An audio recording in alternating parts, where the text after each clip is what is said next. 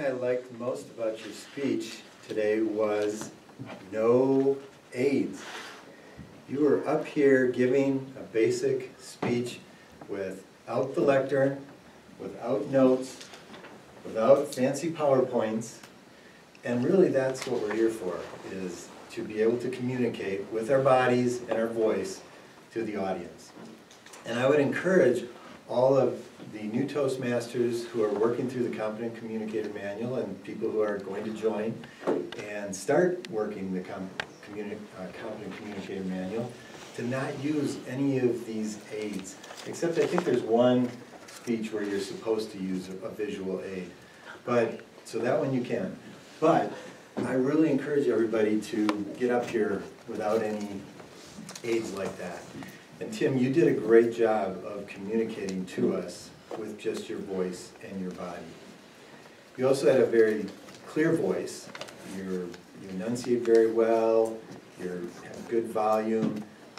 Excellent job in communicating to us with your voice.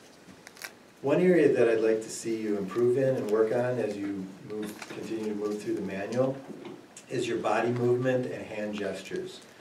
You do have hand gestures. Actually, when you came up, you started out with your hand in your pocket, but I was glad you took it out. And you used your hands, but they're kind of subdued. They're kind of in here with your hand gestures. Make sure you open your hands up and spread out and really use your hands to your advantage. Also, your body movement tended to be kind of just a little bit forward and a little bit back. So use the whole room up here. Talk, go to a point, talk there, and then go to another point in the room and finish and make another a part of your speech there. So just work on the body movement with your next speech. The thing that I thought was really good on your speech was you used two methods of explaining to us what your job is. The first one was when you talked about protocol, you compared it to languages, just like foreign languages. Mm-hmm. That's what the communication protocols are. And that was very helpful for me to understand exactly what that meant.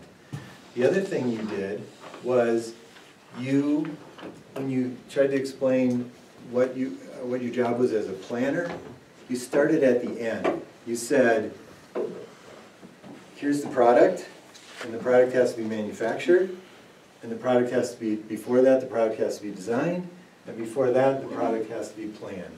And that's what I do. I'm a planner. So that was really a good method of helping me start with something I knew and working your way back to help me understand what your job is. So great job in your third speech, and look forward to future speeches.